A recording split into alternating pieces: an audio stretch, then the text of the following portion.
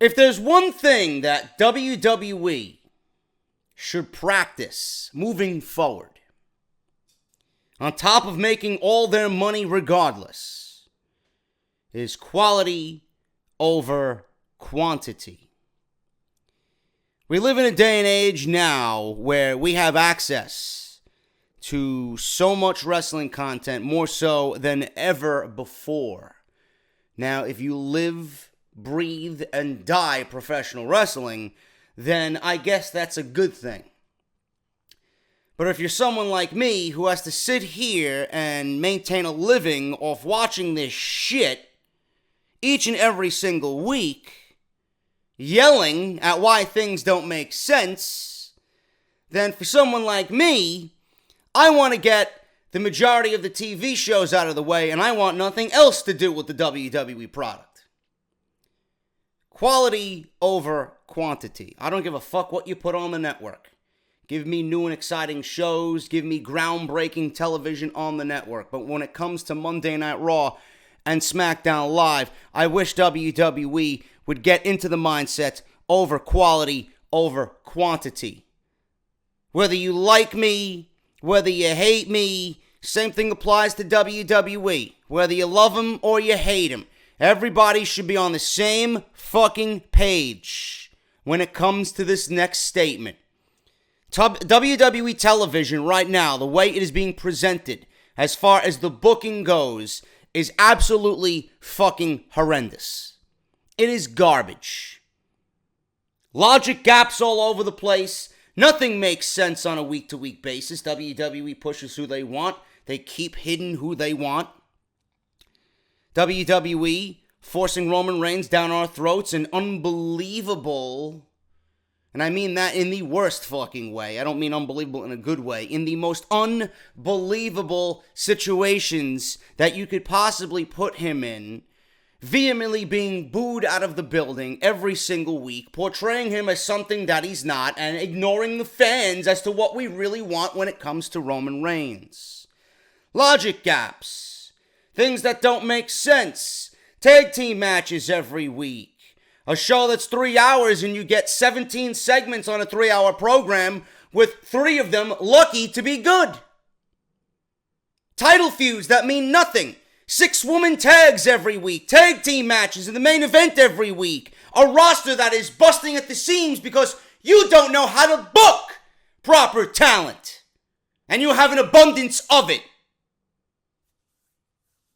Championships that mean nothing. Title chases that are pretty much irrelevant. People getting title shots that don't deserve title shots. Champions that are champions that don't deserve to be champions. So on and so forth. Then we get to the pay-per-view model. WWE actually wanted to cut back on the pay-per-views. Instead of doing 17 to 19 pay-per-views every year. Now we have 12. And WWE is merging the rosters when it comes to booking matches on that show. We'll get 4 from Raw and 4 from SmackDown. But what does that really do to the talent? Not everyone's going to get a pay-per-view payday. The talent that you want to see booked and pushed on television is not going to get a pay-per-view match. WWE is only going to feature what is hot and prominent on their television for the pay-per-views. Unless it's a Money in the Bank or a SummerSlam or a Royal Rumble, Survivor Series, WrestleMania, where these shows are 5 to 6 hours long. There is a lot of negative in everything that I just said. On top of Monday Night Raw being 3 hours, SmackDown Live is at 2 hours, and they still can't put on compelling television. They still can't utilize their talent the right way. Even though it doesn't take a fucking scientist to figure out how to book this show. WWE is in the middle of negotiations right now with NBC Universal for their most lucrative television deal in the history of their business. Great. Vince McMahon's going to make even more money. I don't care. It's great for WWE. I commend them for being the great business people that they are. In that aspect, I look up to them, and that's why I respect them when it comes to running a business and making money. But when it comes to being a wrestling promotion, which they are deep down at the root of it, coded by this moniker of entertainment, coded by the fact that they are, one, a business, and then second, a sports entertainment company, leaving out the wrestling because it's not really a marketable term. WWE at the root of it is a wrestling fucking promotion. And what you do on television impacts far greater than they actually realize. Monday Night Raw, right now, in its entire 25-year history, may be at its worst creatively that I've ever seen. There are people booking this show that don't have a goddamn fucking clue as to what they are doing. And it shows on television. Week to week, no planning, no long-term scheduling or booking for these talents.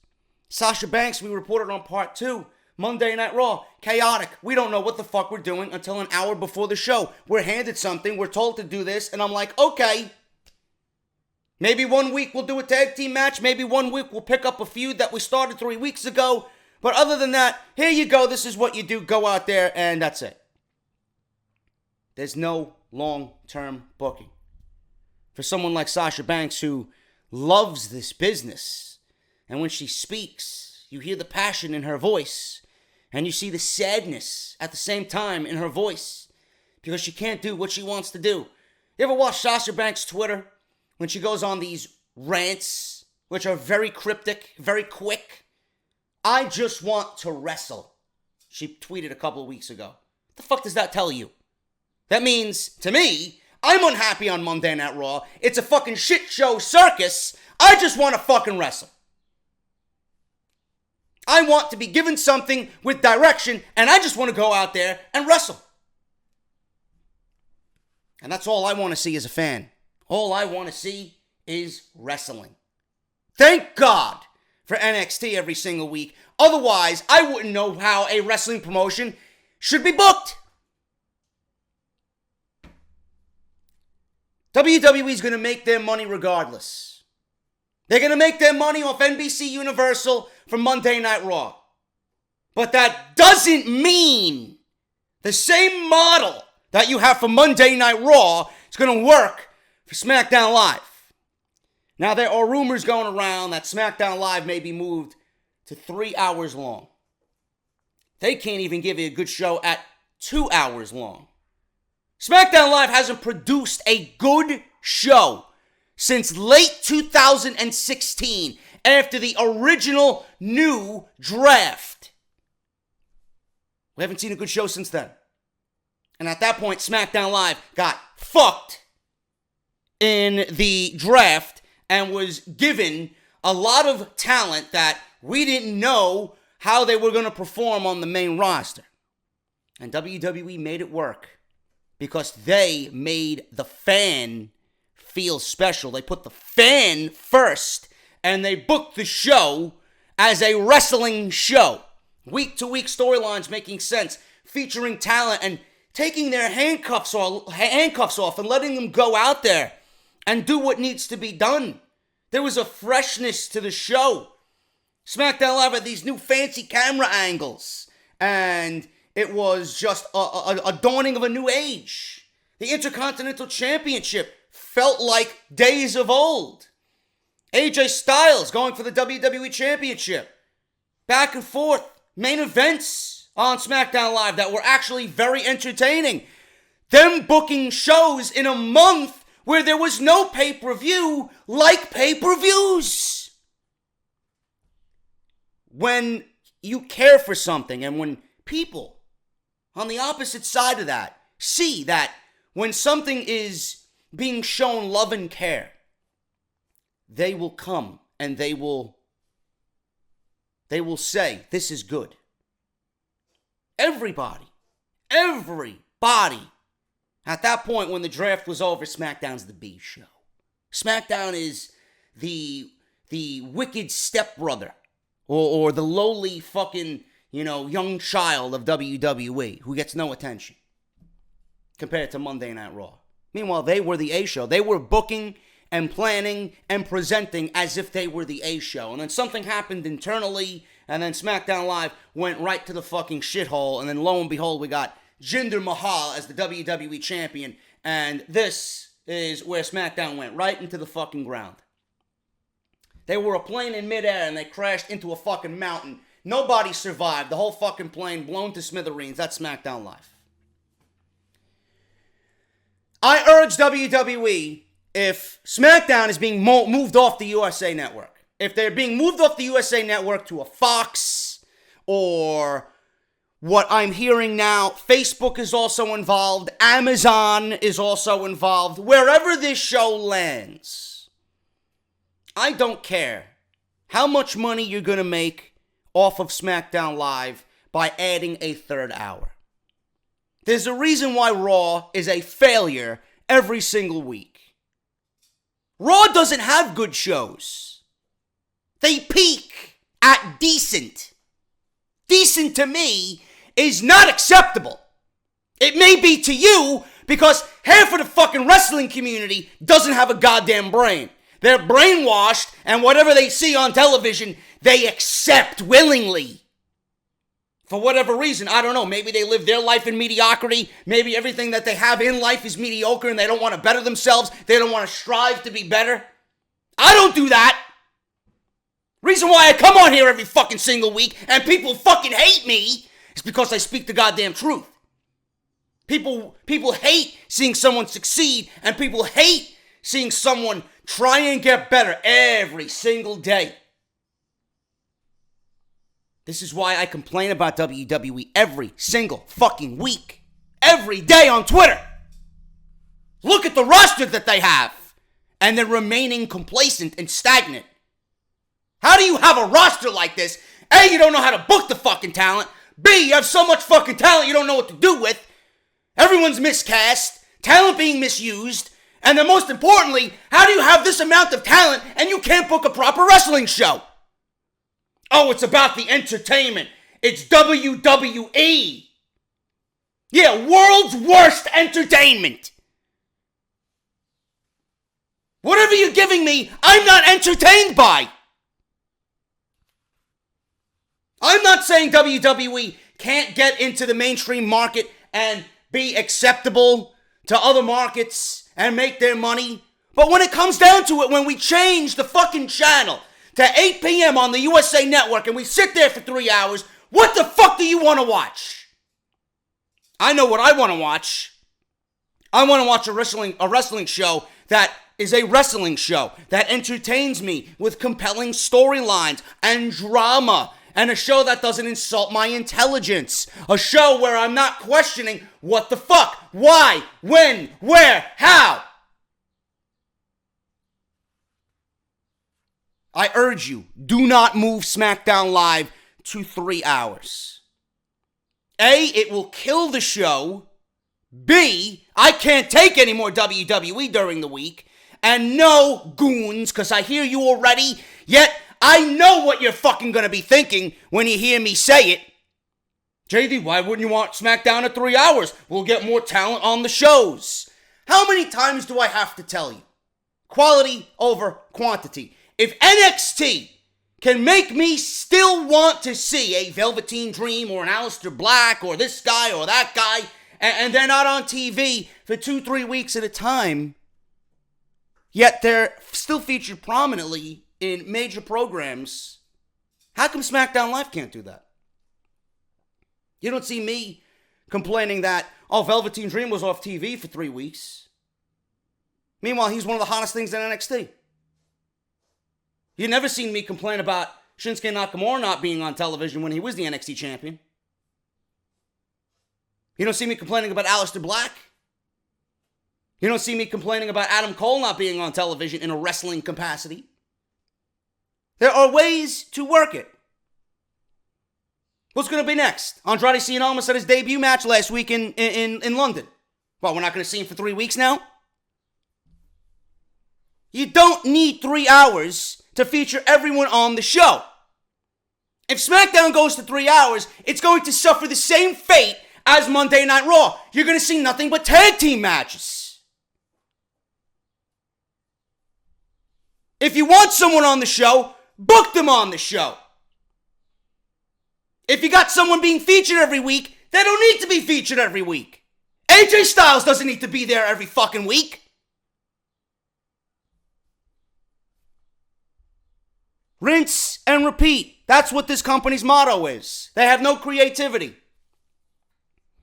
A revolving door is what I talked about when this shakeup happened. One week you feature somebody, the next week he's not there. Someone else takes his place. No excuse for why we can't see talent like Ty Dillinger on SmackDown Live. There's no reason for that. There's no reason why the Usos are not on television. There's no reason why the Authors of Pain were brought up and we don't see them for 3 straight weeks. And they're delegated to main event. Why are these individuals busting their ass in NXT to be brought up to the main roster to do nothing but house show and main event? You don't think those types of guys made it to the WWE to want to be a big focus in the WWE? If you have nothing planned for these guys, then don't bring them up. SmackDown Live at 3 hours will kill the show completely. 2 hours is the sweet spot for a wrestling show. Anything more than that, your mind begins to fucking fry and you don't give a shit. Monday Night Raw needs to be at 2 hours. There's no reason for the show to be at 3 hours right now. You watch that show and half of it could be cut out if you put the most important segments from a regular 3-hour Raw and condense it into 2. On most weeks, you'd have a good show. But that third hour, not only is it bringing the ratings down because nobody really gives a shit about what happens in the third hour, but the overall show is just dragging and it's tiresome. And they don't give a fuck. You know how many times I hear, oh, it's difficult to book a 3-hour show. With the amount of talent that you still have, I find it hard to believe. There's just no creativity in the WWE. Raw should be at 2 hours. SmackDown Live should not even think, no matter how much money they're making, put the fucking business first when it comes to television. For once this year. Put the fan first. Put the quality of your television show first. Sure, these people don't give a fuck what I'm saying. They're a network executive. Oh, we're going to sign WWE. We're going to give them this. We're going to get this much money back. It's all about the money. I don't give a fuck what's going on television. They don't look at the social media outreach and the fucking fans crying and complaining every fucking week that this show is a piece of shit on Monday and Tuesday nights. SmackDown Live cannot be at 2 hours. Or at 3 hours. It needs to stay at 2 hours. That is where it needs to stay. WWE stock surged 15.4% on Thursday after reports of the company nearing a deal with NBC Universal to keep Raw on the USA Network for almost 3 times the amount they are currently getting. SmackDown Live, according to the report, is being shopped around to other networks. Like I mentioned already, Fox, Facebook, Amazon are all in the running.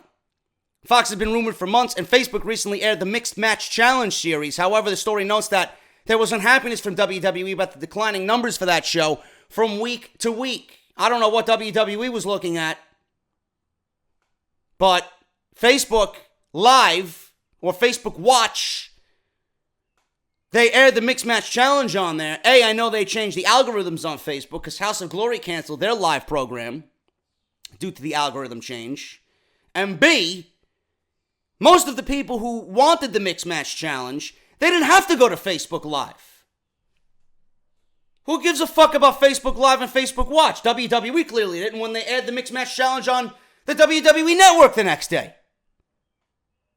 So maybe keep it exclusive to Facebook and not feature on the network. Maybe your numbers would be where you want them to be.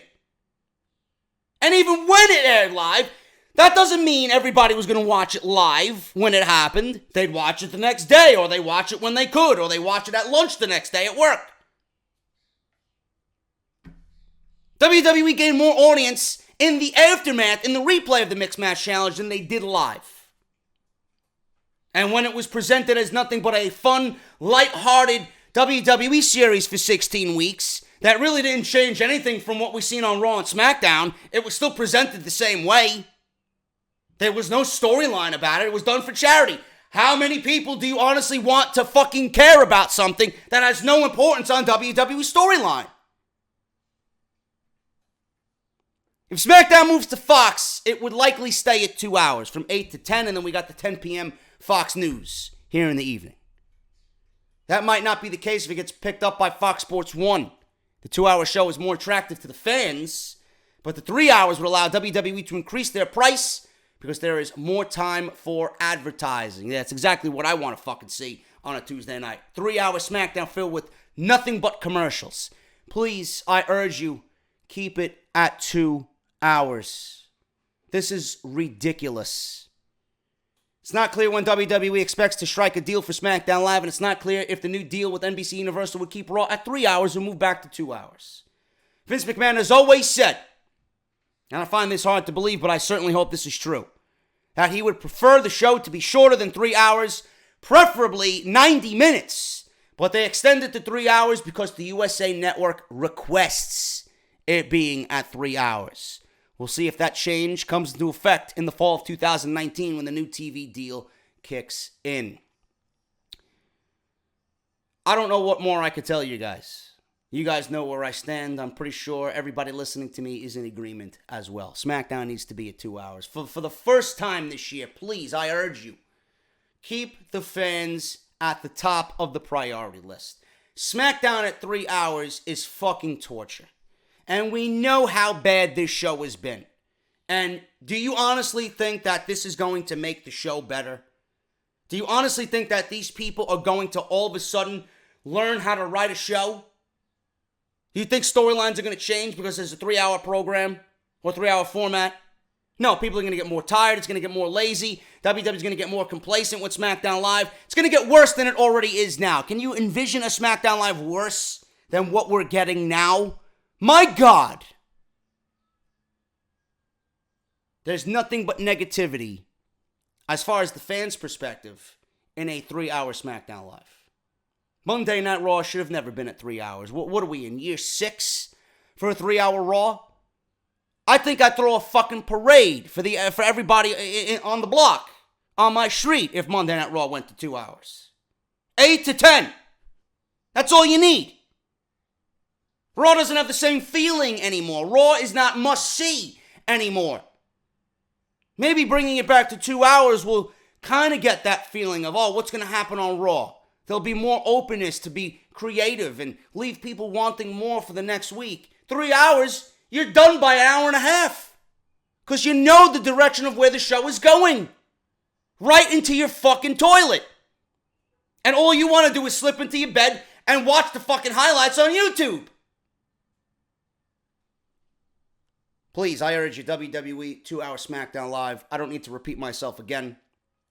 That is for the best interest of not only the show, but for the fans watching this on a weekly basis. 2 hours is where it needs to stay. This is Off the Script. We'll get into the rest of the news, rounding out this weekend on this Monday. So don't go anywhere. Thank you guys so much for all the support. Let's hit the intro, and we'll hit the rest of the news to round out this weekend right here on episode 222, part number 3 of Off the Script. Off this shitty fucking product by coming on here and speaking the fucking goddamn truth about this fucking filth. I can book a better show taking a fucking dump after eating my fucking Chipotle chorizo with extra cheese. I don't give a fuck what anybody has to say. Have I ever? Of course not. WWE is great, man. Fuck you, Japan, and Kenny Omega, Okada. Delete! What is it, man? Can I suck your dick? What is it, man? And this is the #1 fucking podcast. Right here on YouTube!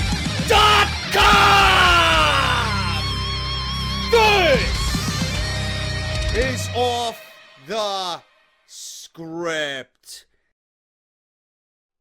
Man, I love when I sit down and record off the script and I just go on a rant for 25 minutes about the topic that I made the main talking point of this video, and breaking news comes out about it as I'm talking about it. Everywhere I look on my social media, man, WWE and Fox reportedly reached an agreement on SmackDown television rights.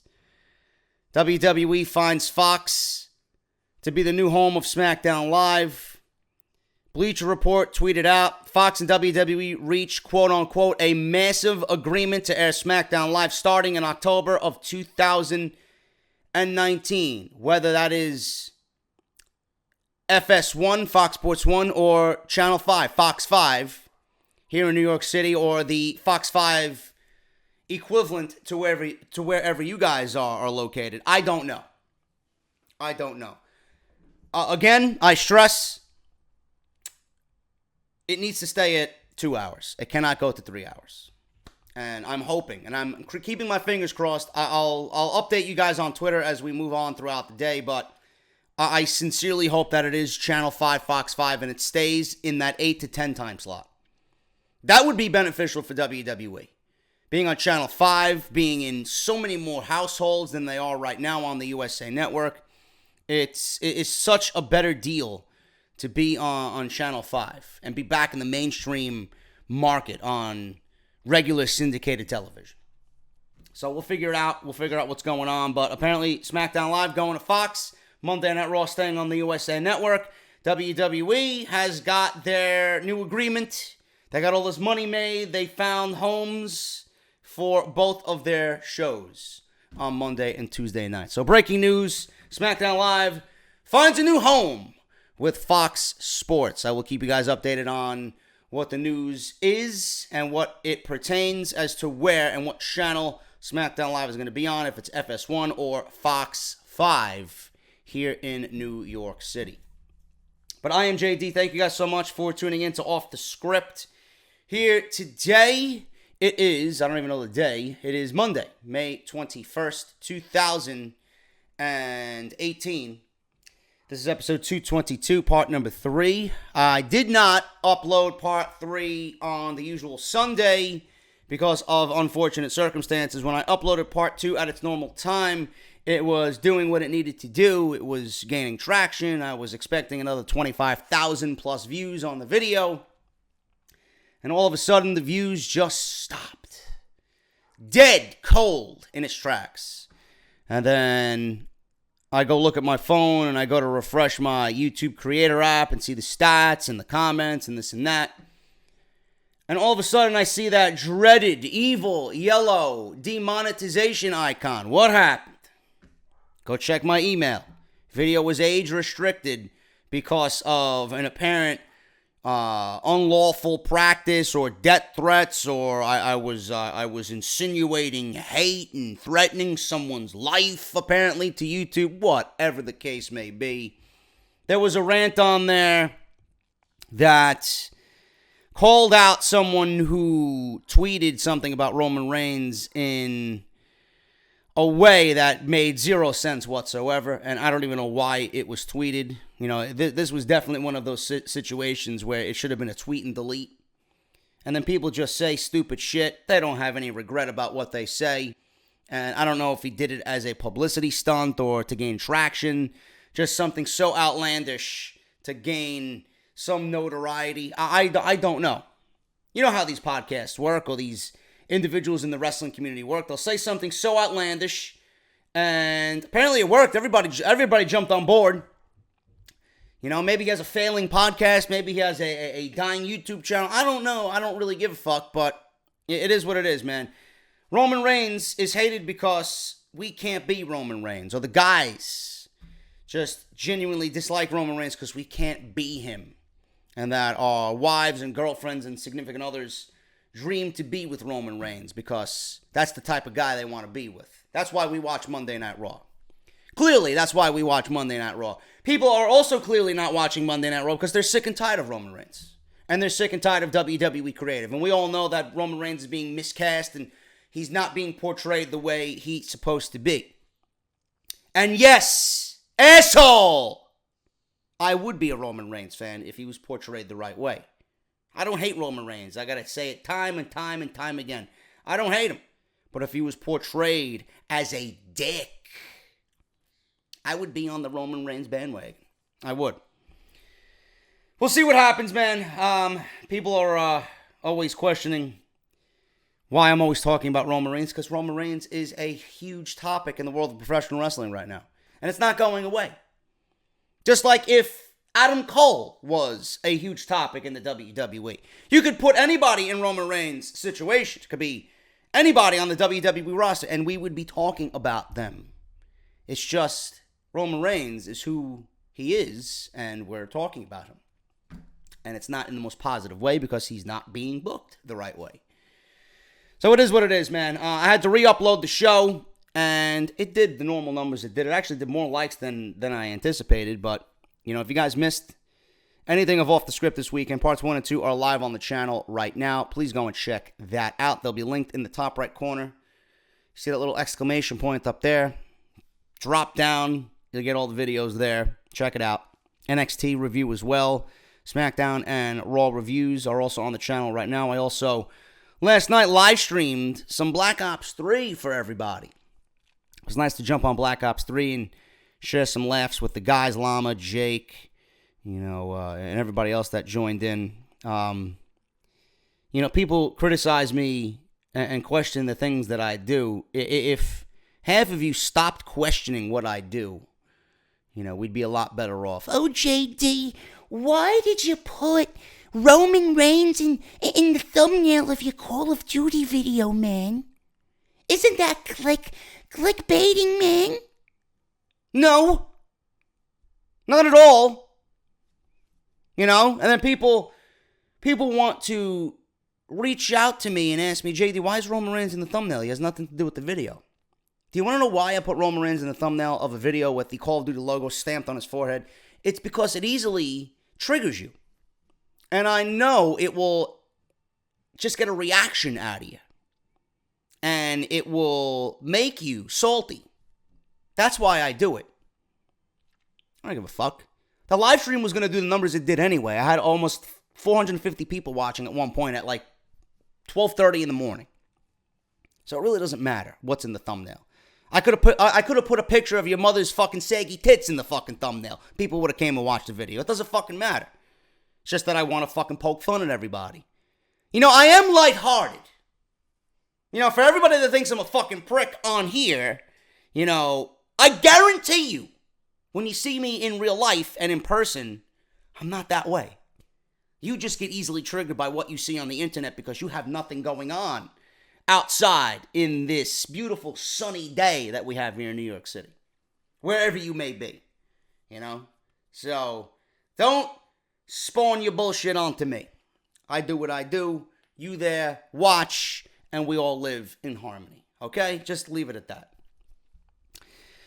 What else am I going to talk about here before we get into the news, man? There really isn't much else to talk about. I will be doing the Raw review tonight.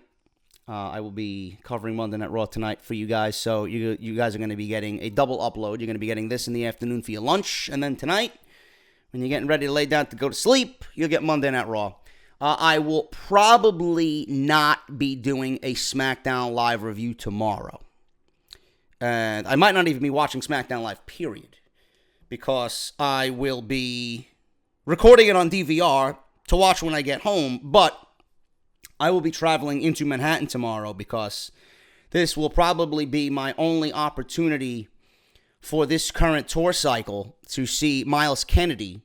And he's actually performing in the Meatpacking District tomorrow at the Highline Ballroom in New York City for his Year of the Tiger tour and his new album, Year of the Tiger. And I'm going to go see him, and I want to experience the melodious and beautiful voice of Miles Kennedy playing an all-acoustic set tomorrow night. So I will probably be doing that, and I am not giving that up to entertain fucking SmackDown Live. I don't give a fuck. You guys can wait on SmackDown Live till Wednesday morning. But we will be talking about that on Wednesday morning. So again, a programming note, there will probably not be a SmackDown Live review on Tuesday night. And you'll have to wait for Wednesday morning. So just keep an eye out for that. Please follow me on Twitter for any more additional updates at JDFROMNY206. Hit that subscribe button down below. We are halfway to 93,000 subscribers. So thank you guys so very much. Please go check out the other videos that you have not seen. If you guys want to support the show, man, please do so. As always, barbershopwindow.com/offthescript. Don't at me, motherfucker. Don't at me with your stupidity. Eat, sleep, bench, repeat. They do it for Roman. The Beaver is there. Kevin Dunn's there. Roman's new shirt there. His empire is still not over. Please go and get that design. The modern day failure Raha t-shirt and 15 t-shirt designs in total. Barbershopwindow.com/offthescript. Partnered with Pro Wrestling Tees. It's all affiliated, man. Pro Wrestling Tees, Barbershop Window, they are all one. Thank you guys so very much for your support. Get your t-shirts this summer. It's going to be a good summer, man. So make sure you guys are representing Off the Script in style. Harrys.com/script for your free trial shave set. Official sponsor of the show. Great fucking product. I never stamp my name to something that I think is garbage. So if you guys see it on the show, you guys know I absolutely 100% believe in it. Harrys.com/script for your free trial. The best shave of your life, man. And Harry's wants to prove that by giving you a free trial. You're going to get a razor handle, razor blade, and the foaming shave gel, and a protective razor blade case. All for free. You sign up, you pay the $2 shipping and handling, and you are good to go, man. And whatever is in your medicine cabinet right now or sitting by the sink in your bathroom, that's just going in the garbage, man. Because once you feel the shave and the closeness of the blade on your skin from Harry's, you are not going to be using anything from those other guys, man. Believe me. Harrys.com/script. So make sure you guys get that. It is a great way to support the show. Audible, still very good friends of the podcast. Another official sponsor of the show. audibletrial.com/offthescript. 30 days, 1 month free of their service. And they're going to give you a free audiobook as a thank you just for signing up. Now, if you guys have already signed up, word of mouth is the best way to go, man. Tell a friend, a coworker, a classmate. Tell friends in your girlfriend's family, your girlfriend's mother and father, your own family. Tell them, listen, JD's giving shit away for free, man. You guys want an audiobook to listen to relax in the evening before you go to sleep? JD's got you covered, man. 5 books there, showcased in that thumbnail, you can get for free. And those are one of 190,000 different choices to choose from, man. Science fiction, politics, crime, romance, sports. They got it all, man. audibletrial.com/offthescript. And make sure you guys keep an eye out, man. It'll be here before you know it. Live Off the Script in Pittsburgh on July 15th. Terrace on 5th. Free to attend. More details to come.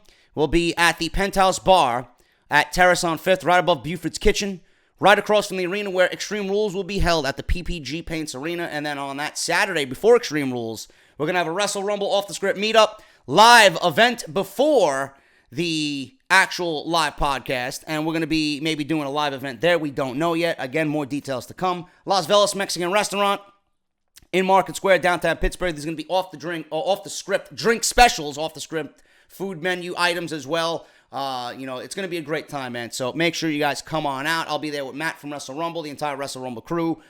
The Beast himself, Brian Ghoulish, will all be there, man. And I might have a special guest for the Live Off the Script, which would be my first ever. And by the name that's being tossed around, he is one of the most extreme superstars from that era, man. So make sure you guys come and check it out if you're in the area, if you're in Pittsburgh, if you're in Philly, if you're in any of the surrounding towns, if you're coming in out of town from anywhere to fly into Pittsburgh that weekend, our event is going to be where you want to be, man. So make sure you guys hit up Terrace on 5th, located on top of Buford's Kitchen, Sunday afternoon for a live off-the-script special, man. So I can't wait for that. Should be fun. And then obviously I'll be in Chicago for All In. I have not decided on StarCast yet. I'm still contemplating. I think I'm going to pull the trigger either today or tomorrow and hit up the people over at StarCast and see what I could do there. But I mean, a lot of preparation and planning's got to go into this, man. I need a lot of things. I need a proper setup. I don't know exactly what the whole thing is going to be. I don't know if I'm going to be live podcasting there. I know there's going to be a lot of people there. I know Don, Tony, and Kevin Castle are going to be there. I know Stephen Larson are going to be there. I don't know who else is in the StarCast vendor section for podcasts. I know those are the two biggest ones there. And if I join, I'd be on their level there. And then I think it's a bunch of smaller podcasts that really don't have any traction whatsoever. I don't really know. So we'll see what happens, though, man. I think if I go there, I'll be public enemy number one. So, I got to see what happens. But it should be a fun time. I'll be in Chicago anyway for All In. I'll be attending the show. So more information on all that stuff to come in the following weeks, man. So thank you guys so much for all of that. Let's get into the news, man. We already talked about SmackDown Live. We talked about their new home being on Fox Sports. Monday Night Raw staying on the USA Network. One of the things we talked about in part 2 was NXT and the main roster stars. Some main roster stars, like Tyler Breeze and The Revival. Sasha Banks even chimed in saying, "Can I join you?" Why the main roster stars this past weekend competed with NXT this past weekend. Fans that attended the weekend live events for NXT got a treat. As previously noted, Tyler Breeze made a special appearance at the show in Jacksonville, Florida. He defeated Marcel Barthel. The Revival returned against the Undisputed Era at a show in Oklahoma City on Thursday night. They also wrestled against the Forgotten Sons, Steve Cutler and Wesley Blake. Been hearing a lot about these guys, man. I want to see them debut on television relatively soon. I'm hearing a lot of good things about those guys. And I know Gunner, formerly in TNA, is wrestling for WWE. And he is a part of the Forgotten Sons, man. I want to see this stable on WWE television for NXT relatively soon, man. I think they're getting their feet wet right now at the live shows. But I'm hearing a lot of good things. They got a great look. And things seem to be working for them. So hopefully we see them soon.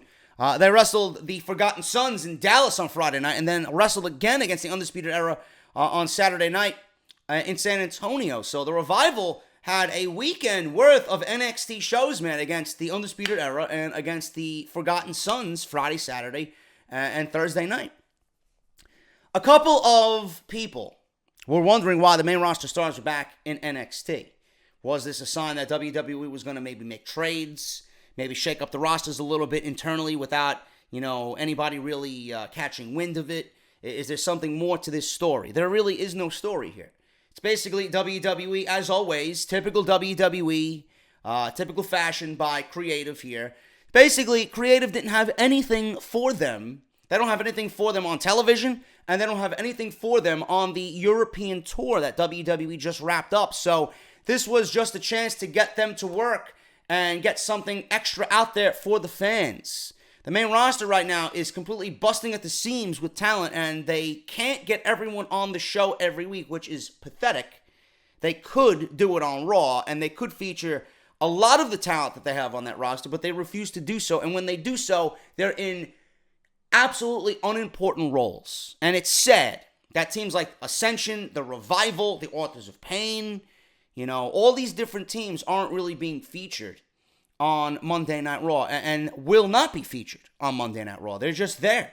They're simply collecting a paycheck. And this is why I stated and made a case. You want to fix these rosters and you want to freshen them up throughout the months. Get those guys who completely lost traction, like The Revival, move them back down to NXT. Can you imagine a program with The Revival and then the Undisputed Era? How much life The Revival would have? Back down in NXT, get them some momentum, get them some traction, maybe a 6-month stint down there, and then bring them back up when they have that momentum built back up again. When they have that morale built up again. Trade them for a Heavy Machinery or Street Profits or something like that. That's the best way to go about it. Freshen up your rosters. We don't need to constantly take from NXT without giving them anything back. There's plenty of guys who would love to be down there that really can't be vocal about it. You don't think a Tyler Breeze wants to be down in NXT? Move him back down there. You know? Move a team like Breezango down there. Move a team like the Revival down there. Move the Ascension back there. I remember, it was a couple of years ago, the Ascension made a one-off appearance on NXT television, how lively they were and how well received by the fans they were. You think they want to be complacent on SmackDown Live and Monday Night Raw when they can be down in NXT, being admired by fans, being respected by the fans, being appreciated by everybody, being in a storyline, being in an important role, feeling important? That goes a long way, man. That's what I would do. And we talked about that this weekend because WWE may be just moving away from tag team wrestling for the rest of the year. You know, the main roster is bloated. It's busting at the seams with talent. Not everybody's going to get a shot, especially now with WWE's new pay-per-view model, which we discussed in the beginning of the show. It's hard to get everyone on the pay-per-view since they've gone back to the dual-branded format. A lot of these guys are not going to get featured on pay-per-view, and they're not going to get that pay-per-view payday. Unless WWE is really, really, really creative and just does things the right way when it comes to these talents. WWE is going to do whatever possible via multi-person matches and other ways to get as many names included on pay-per-views, but the fact is that they have over 110 wrestlers on the main roster, so you can't book everyone on every show. The Elias segment at Backlash, though it was entertaining, you know, cringe at moments when, you know, the likes of Bobby Roode are gyrating with No Way Jose. You know, the Backlash segment with Elias is a perfect example of something scripted into the shows just to get some names on the show so that they can get a pay-per-view payday. That's not something I want to see every month. You know, I want WWE to take their pay-per-view seriously. I don't want to see Elias featured in a segment like that when we know that Elias is worth so much more. Especially like guys like Bobby Roode, too. Come on. You know, if that's the case, I would keep them off the show. That segment actually had Backlash go an extra half an hour later, and if that segment was cut out, we would have got a regular 3-hour pay-per-view. And Backlash was terrible anyway. It was the worst pay-per-view of the year. So anything that WWE did wasn't going to make that show better. To me, that's just a waste of time. Yes, did I laugh a few times? Yeah. Was it entertaining? Yeah. Because Elias is entertaining. But other than that, that's not how I want to utilize my talent. WWE needs to get on the same page here. Get everyone featured in a prominent role. And if you don't have anything for them, it's okay not to use them. But feature everybody a little by little. Rotation. An open door policy. 1 week someone, the other week another guy. That's how I feel. I don't know about you guys, but just wanted to follow up with that story. NXT had the Revival, and they had Tyler Breeze compete because WWE didn't have anything for those guys on the European tour, which is a shame in itself. But lucky for you guys who attended these NXT shows this past weekend. I'd love to attend an NXT show. You know, I don't go to many live WWE shows, but I would definitely attend an NXT show because I've heard from everybody that it's just a different atmosphere and it's just great to be around. Speaking of pay-per-views, man, WWE pay-per-views have been very, very long as of late. We got WrestleMania at 7 hours. We got the Greatest Royal Rumble at 5 hours. We got Backlash at 3.5 hours. Shoot me. Why have they been so long? WWE has had a major problem with booking their pay-per-views entirely too long, and it's getting out of control. Quality over quantity, please.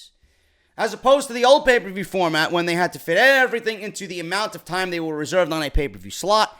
Now WWE can run shows as long as they want, given that they now stream on their own network and play by their own rules.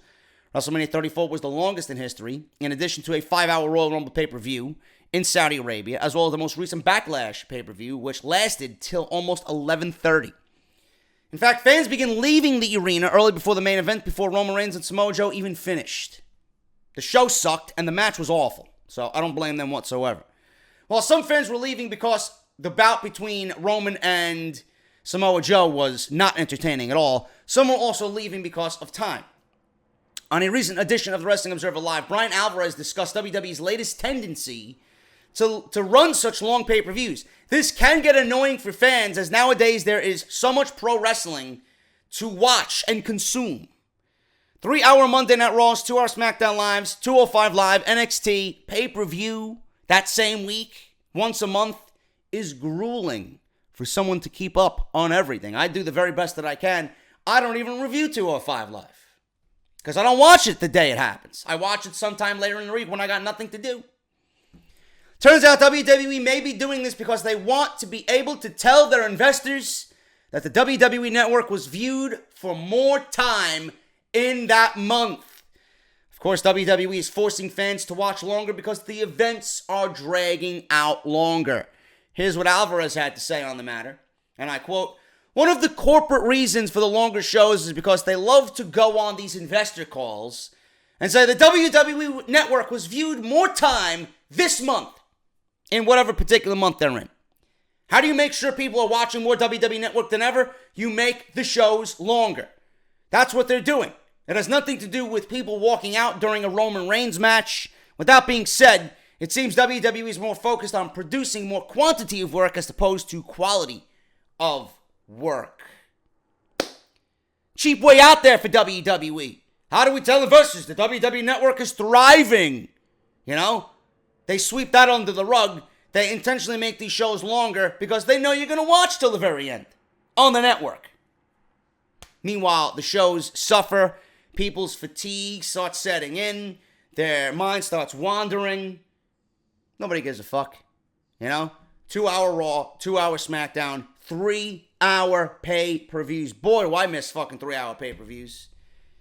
NXT has the right model, man. You know? 1-hour shows every week. In fact, I'd actually even stretch NXT to 90 minutes. You know? You get more talent featured via a promo or an in-ring segment on the microphone or a video package or something like that. You know? It opens up to you at least being creative to maybe get 1 or 2 extra superstars on the show. Maybe feature another women's match where we only have one. Maybe another tag team match where we only have one. You know? But pay-per-views in NXT, takeovers, 5 matches in total. And it goes 2.5 hours at most. TakeOver New Orleans went 3 hours because it's their biggest show of the year. It's their biggest weekend of the year.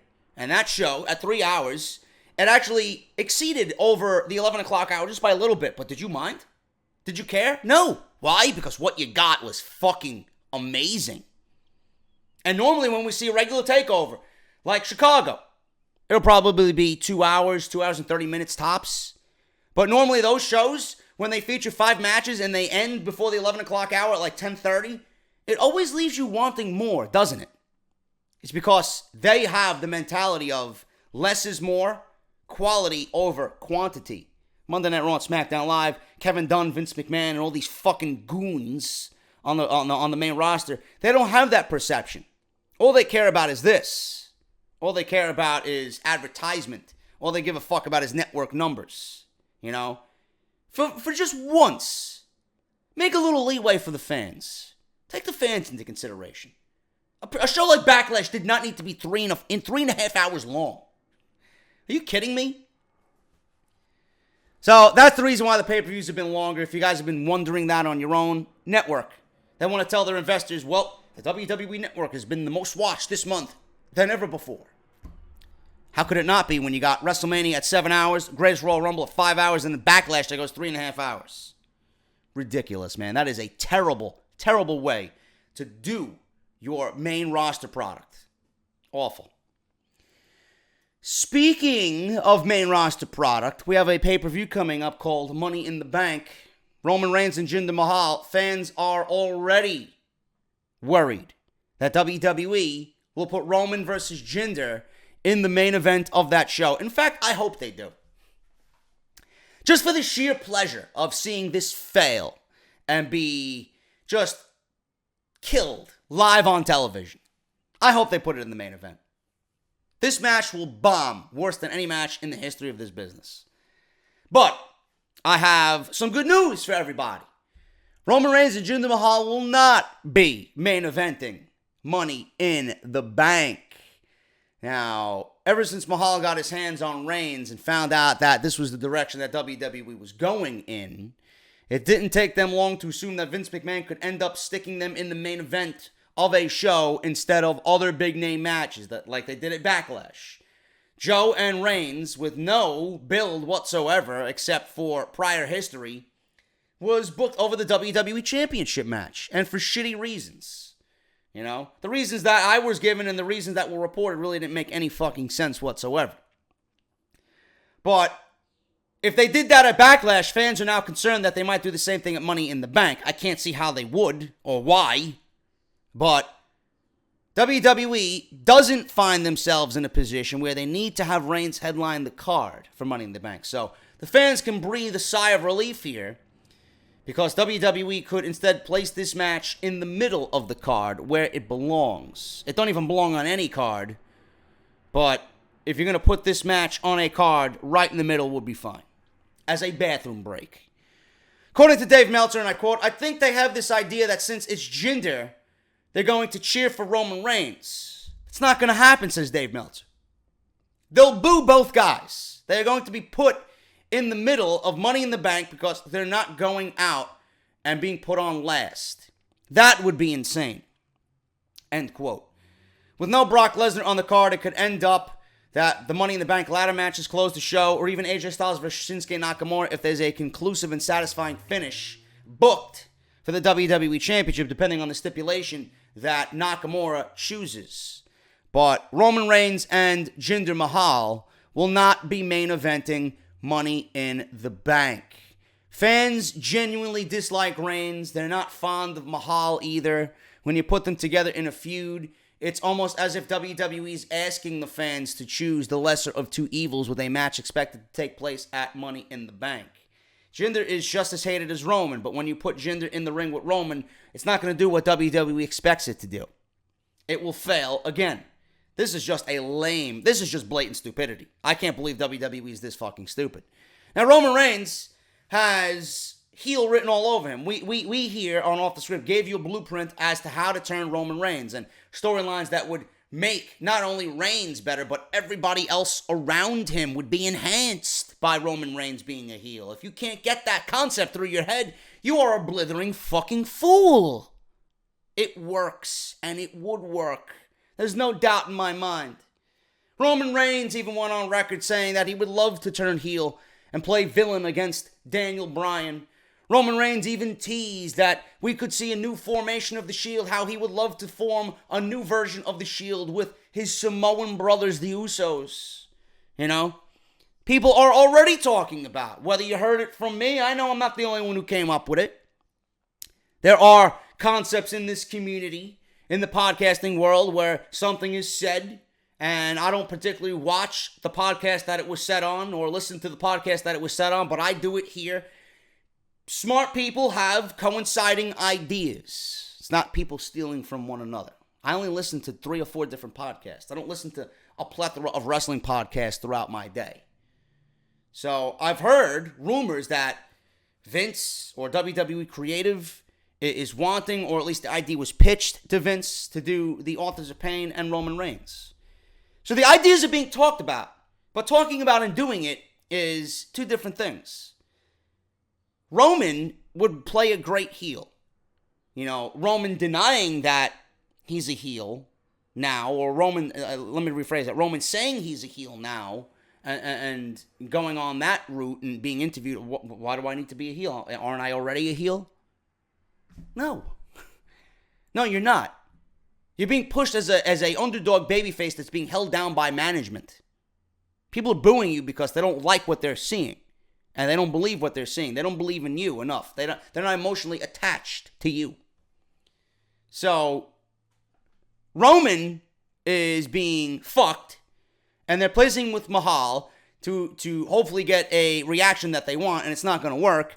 And Money in the Bank, I think we can all rest easy. If I'm closing Money in the Bank, you know, if there is a conclusive finish to Nakamura Mahal, that's the main event. Or Nakamura Mahal, my God, never again. Nakamura Styles, that's the main event. Or if not, the men's Money in the Bank ladder match should close the show, because that's the most important ladder match of the 2. So we'll see what happens there. We can rest easy, folks. Mahal and Reigns. I don't know how long it's going to go on, but it's not going to be main eventing Money in the Bank. The UK tournament that I'm very excited for, man. We have participants finally revealed. Pete Dunne is the United Kingdom champion, but WWE is running a United Kingdom Championship tournament to find him a number 1 contender. The winner of the tournament will get a chance to face Dunne for his title at Royal Albert Hall on June 18th. And there are some pretty impressive names competing for that opportunity. It was revealed this week that the first 8 participants in the big upcoming United Kingdom Championship tournament will be Zach Gibson, not familiar with. Joe Coffey, I am familiar with him, but not really familiar with his work. Jack Gallagher, Dave Mastiff, Kenny Williams, El Ligero, and we have 2 more names here, Joseph Connors and Amir Jordan. Some of these names signed WWE deals a while ago and have been doing what they can in the UK pro wrestling scene until WWE made the call for them. This is a very exciting list. If you guys know those particular talents, I know some of them I don't know, but this is the great thing about these shows. I get exposed to new talent that I'm not familiar with or haven't gone out of my way to go watch on the indie circuit. I know Joe Coffey, I think, worked with What Culture Wrestling, with Defiant Wrestling, I believe. You know, and I know I heard the name Dave Mastiff before. I haven't seen him physically work. With WWE possibly announcing a television show in the United Kingdom soon enough, they need some talent to fill that roster out, and it looks like they're off to a very good start. So I can't wait to see this tournament, man. I loved what they did with the UK tournament. I know they're going to be mixing in some NXT talent on these shows as well. It's going to be a 2-night affair, and I can't wait to see it, man. I love tournaments. You guys know how I feel about tournaments, and I will be reviewing it just like I did the UK tournament when we get to that weekend of June 18th, man. So look forward to that. UK tournament participants revealed. It should be a great weekend of wrestling that weekend for the WWE in the United Kingdom. Speaking of Money in the Bank, man, this time on the women's side, WWE faces a difficult booking decision for Ronda Rousey and Nia Jax. Now, we already discussed this, and I don't really want to go into what I said again because I don't want to repeat myself. A lot of people are shitting on this match because there's no hype, there's no build, and there's no chase for the title. The chase is what makes the title feud. Ronda was made to look like an idiot on WWE television when she said, I want to work my ass off to get to the top of the mountain. I don't want to be handed things just because of my name, notoriety, and my celebrity. Meanwhile, WWE has Ronda Rousey accept a challenge from Nia Jax for a championship match at Money in the Bank, pretty much making whatever she stated on WWE television useless and irrelevant. So you're being given a title shot. WWE handed you something, Nia Jax handed you something, and you took it, knowing that what you said is you don't want to be handed anything. So it kind of makes her look stupid. This presents itself as a difficult booking decision. We all know Nia Jax is not the most credible champion. In fact, she's making the title worse because she's not a credible champion. I think her as a babyface is absolutely awful. When I look at Nia Jax, I see a dominating force that should be a heel. She hasn't gotten better in the ring. She doesn't bleed champion. And her feud with Alexa Bliss is god-awful. God-awful. And if you enjoyed that feud, I don't know what the fuck you're looking at. Your sub-levels of mediocrity for WWE Wrestling, or love for sub-levels of mediocrity for WWE Wrestling, is pathetic. And the funny thing is, isn't Nia Jax and Alexa Bliss best friends behind the scenes? Aren't they best friends in real life? Normally, when you're best friends, you work good together, right? Example, Johnny Gargano and Tommaso Ciampa. Best friends. Look at the fucking matches they've had. Classics. Alexa Bliss and Nia Jax, best friends. Figured best friends would work well together. Boy, did they put on some of the worst women's matches you will ever see. So what does that say about Nia Jax? What does that say about Alexa Bliss? Can't carry a good match, and Nia Jax is undeserving of the position that she's in. Just another negative there on top of the ever-mounting fucking things that are negative about Nia Jax being champion. How do you book Ronda Rousey in this situation? Is it going to be a quick Brock Lesnar-like affair where she applies an armbar and makes Nia Jax tap? Or is this going to be something that WWE is going to have turn into a full-fledged match with the possibility of embarrassment? Because Ronda Rousey is nowhere near being able to carry a match against Nia Jax of all people. This has disaster written all over it. Ronda's not going to lose. We know Ronda's not going to lose. Why would WWE give Ronda a loss when their big plans are for Ronda and WrestleMania 35 probably against Charlotte? So there might be some fuck finish. There might be a cash-in. We are not really sure. Interference of some sort, we don't know. But according to Brian Alvarez, WWE is facing a difficult booking decision for Ronda Rousey. And now this is going to be one of the more talked about topics going into Money in the Bank, because people still can't understand why WWE is so illogical in making a match like this. They have Ronda on the European tour, does WWE. She was supposed to be in a singles match against Mickie James, and she wrestled in 6-woman tags on the European tour. Dave Meltzer and Brian Alvarez noted that the reason she's doing 6-woman tag team matches and not singles matches is because they don't have a full level of trust in her. Brian Alvarez commented on Wrestling Observer Radio, she was originally supposed to do singles matches with Mickie James. The reason she's doing 6-person tag team matches is because she's deemed not ready for a singles match with Mickie James at a house show. Now, in 3 weeks, she must face Nia Jax in a singles match on pay-per-view. What are they thinking? Like, what were they thinking when they put this match together, unless it's going to be a 20-second armbar submission? End quote. I ask you, what were they thinking? What were they thinking?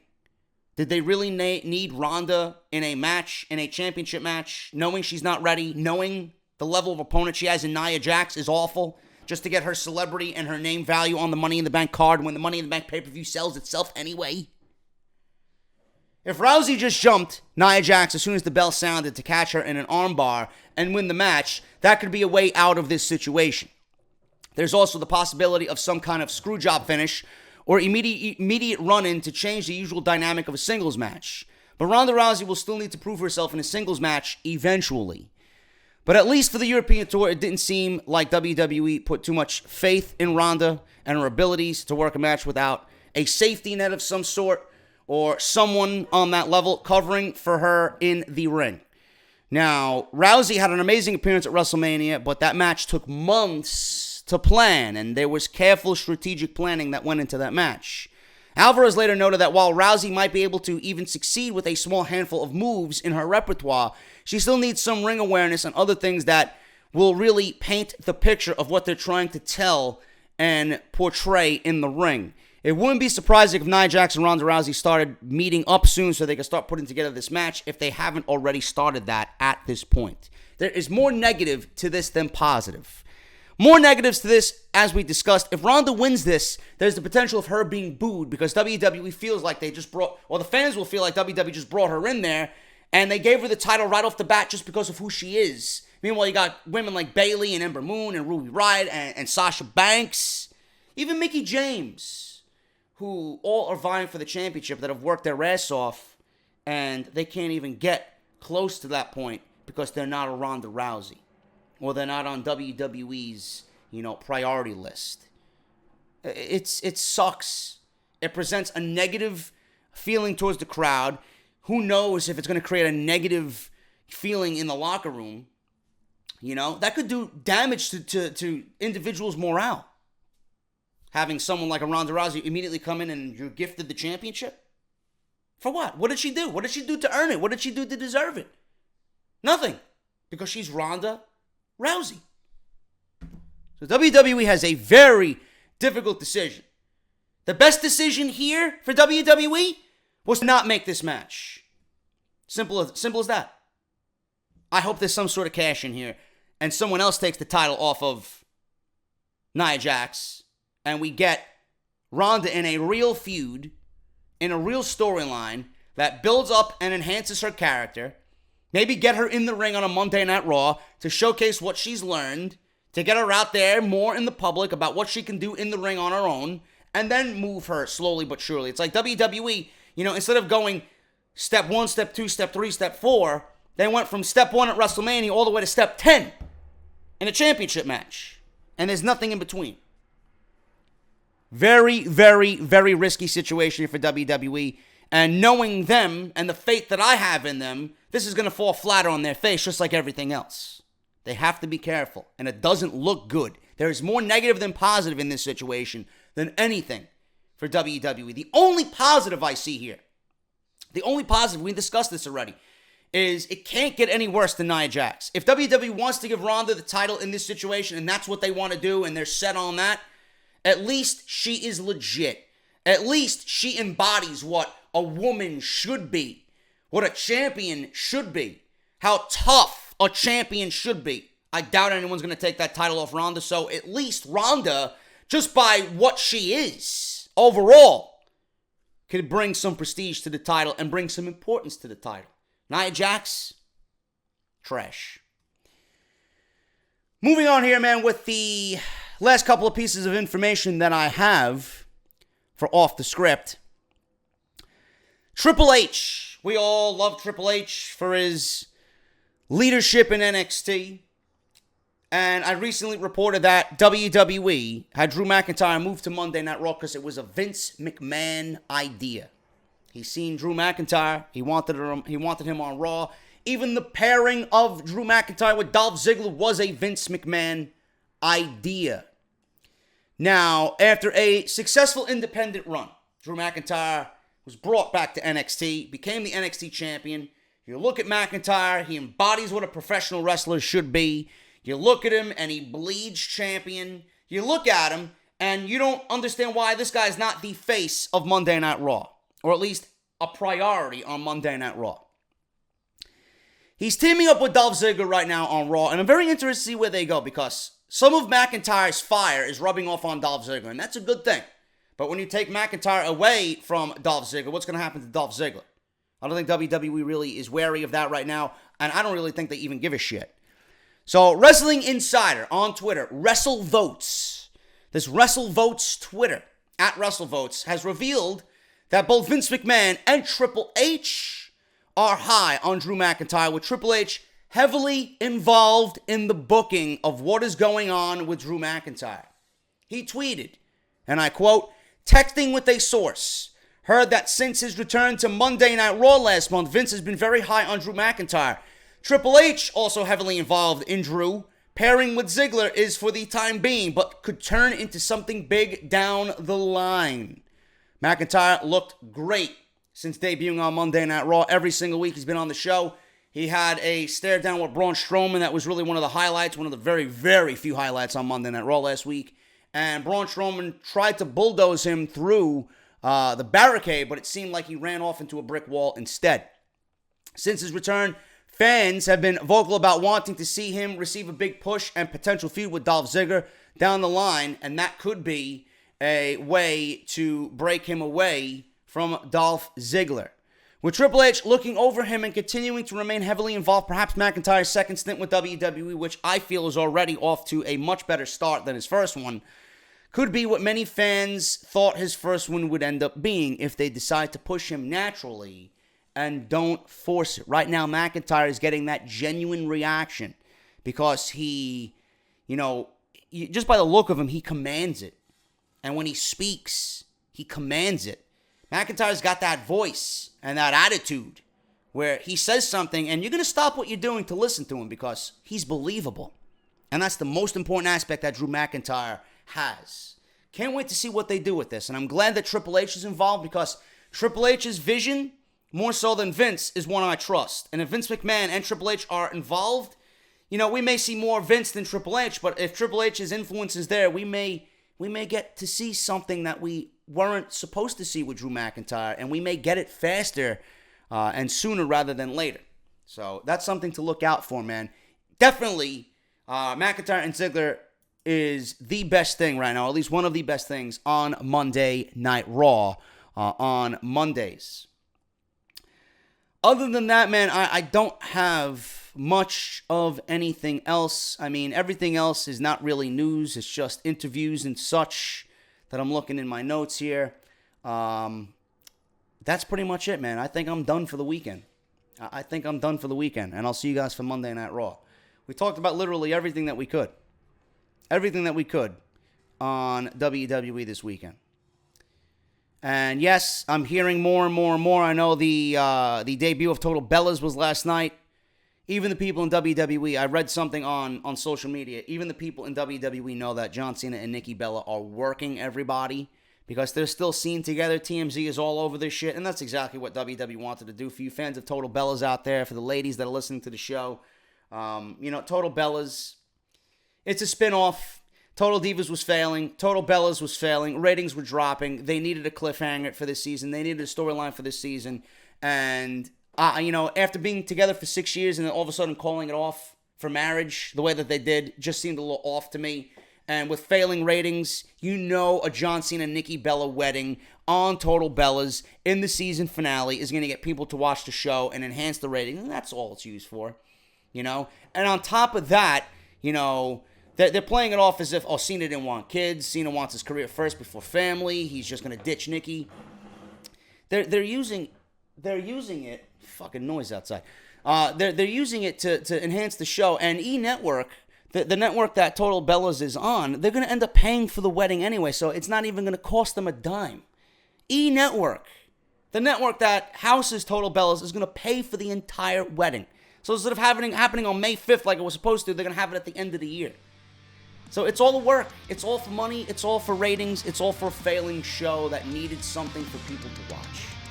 So I'm looking at it now. WWE's perception of John Cena and Nikki Bella situation. Everybody in the company knows it's a work. So it is what it is, man. But I fucking hate this. I fucking hate this apartment. Really. All this noise, dogs barking, bullshit. Can't get no fucking work done in peace and quiet. Anyway, I'm getting out of here, man. Thank you guys so much. This is part 3 of Off the Script.